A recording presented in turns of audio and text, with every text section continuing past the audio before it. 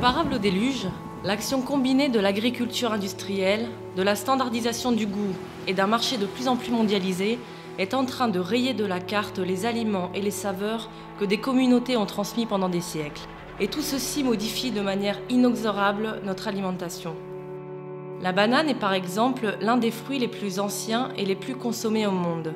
Il en existe des centaines de variétés, mais la Cavendish domine 96% du marché international.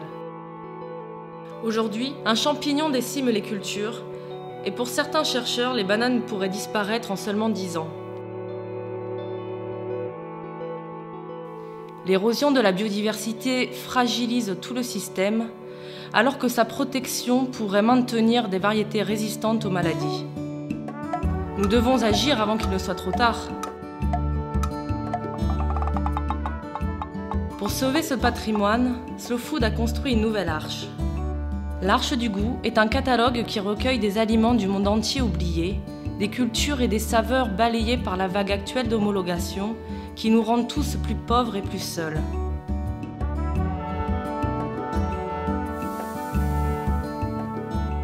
Nous pouvons tous faire grandir l'Arche du goût en signalant un produit à sauvegarder.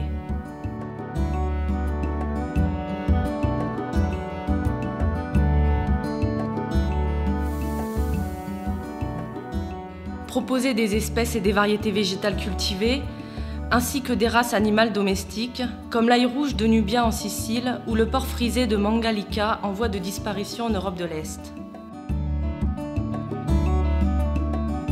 Mais aussi des produits sauvages requérant des techniques traditionnelles de récolte et de transformation, comme pour l'umbu qui pousse dans le maquis semi-aride du Brésil.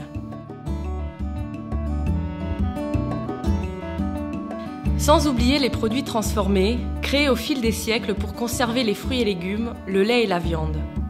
Sont par exemple montés à bord de l'Arche le yaourt cendré des Pocotes du Kenya et le fromage de lait de yak tibétain.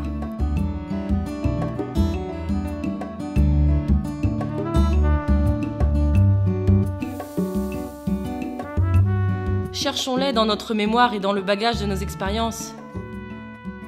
Puis ouvrons les livres de gastronomie, parlons avec des passionnés, demandons aux chefs, fouillons entre les plantes du potager et les étals d'un marché, y compris durant nos voyages.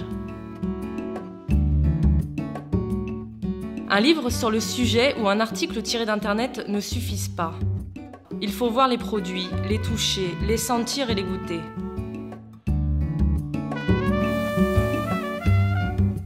Décrivons l'apparence du produit à sauver, sa consistance, son goût et son odeur.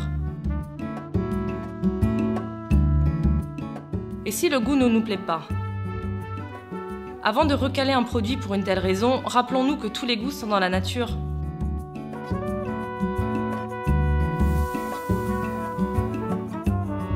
On peut également raconter les aspects culturels de l'aliment à sauver. Le cuisine-t-on les jours de fête? Fait-il partie des souvenirs des anciens?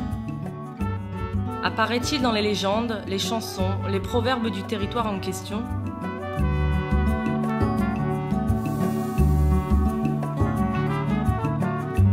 Tous les produits de l'Arche sont artisanaux et réalisés en petite quantité.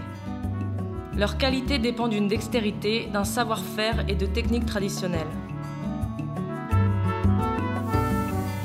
On peut proposer pour l'Arche tous les aliments qui risquent de disparaître. Il arrive que le nombre de têtes d'une race diminue dangereusement ou que peu d'agriculteurs sachent encore cultiver un certain type de légumes. Dans d'autres cas, un produit est encore utilisé dans les traditions familiales, mais on ne le trouve plus en vente. Le faire monter à bord de l'Arche signifie en faire un élément de fierté pour la communauté. Chacun peut consulter le catalogue de l'Arche du goût et agir de manière concrète. Chacun peut chercher ses produits, les manger, les protéger, en raconter l'histoire avant qu'il ne soit trop tard.